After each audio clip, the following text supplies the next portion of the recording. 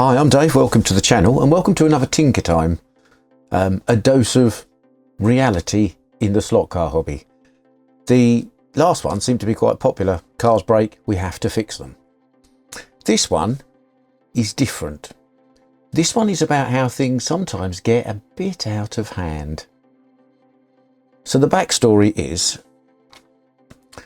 well over a year ago now, I built this Avant slot white kit into the Mark 1 Golf GTI that I had many years ago.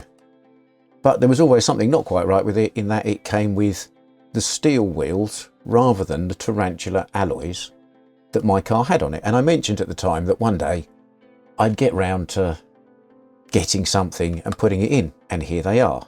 And what happened was, Shotgun Dave managed to find a 3D model of the Tarantula alloys and sent it to me, and I've printed it out, made some, popped them on this car, and I'll show you a before and an after picture of how that worked out. So, buoyed by that success, I thought, and you may remember in the last video we were talking about my Mitsubishi Galant, which is also a car I owned in the past. And I said at the time, it had all those things on it, and I was trying to work out how I was going to get all of the red and grey decals and everything off it. Well, having gone for the wheels on that one, I thought I should probably get the right wheels for this one. Now, here's a picture of not my Mitsubishi Galant, but mine did look very, very like this one. So as you can see, the wheels are wrong. And I thought, well, they don't look too hard to draw in CAD and 3D print. The Tarantulas were a little bit complex, but I thought I could probably manage this. So I drew one up and I printed it out, and it was nearly right. And then it all got a bit out of hand because it took 4 versions, and I've ended up with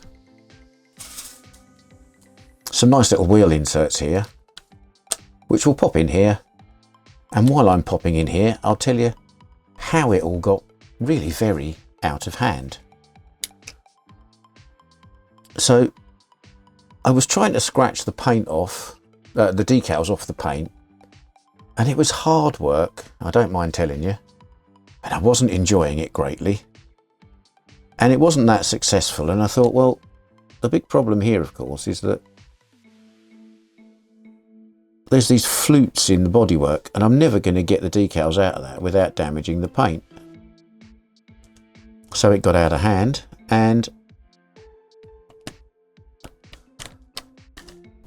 well, the body went for a bath in the isopropanol, stripped all the paint off it, started again, painted it white. I should have had a white kit to start with, really. I did and ah about getting a white kit, but I didn't get a white kit.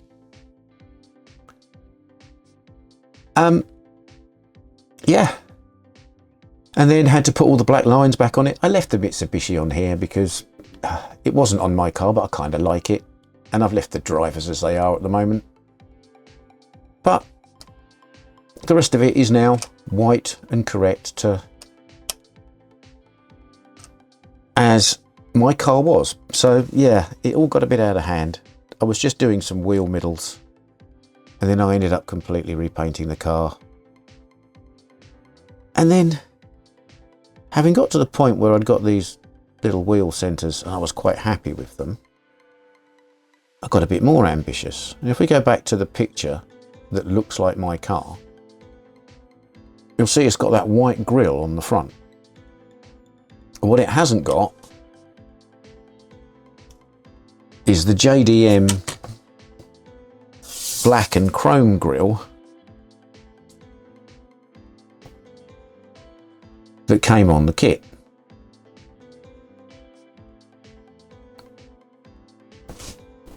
Thus, it didn't have that. It had a white plastic thing. So, you know, things got out of hand. And I drew up what I thought would be a reasonable replacement front grille, and I printed it out, and I put a little Mitsubishi badge on it, and I did a few, and I painted it up,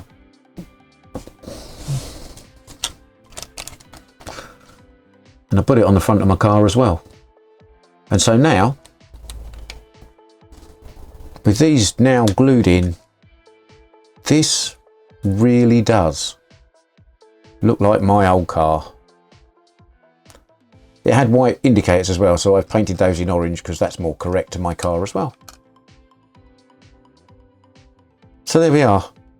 It started out being these wheel centres, and it turned into these wheel centres, that front grille, and a total repaint. Sometimes things get out of hand.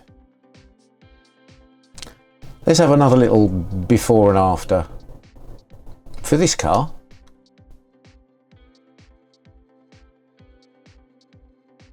And I'll see you on the next Tinker Time, I guess.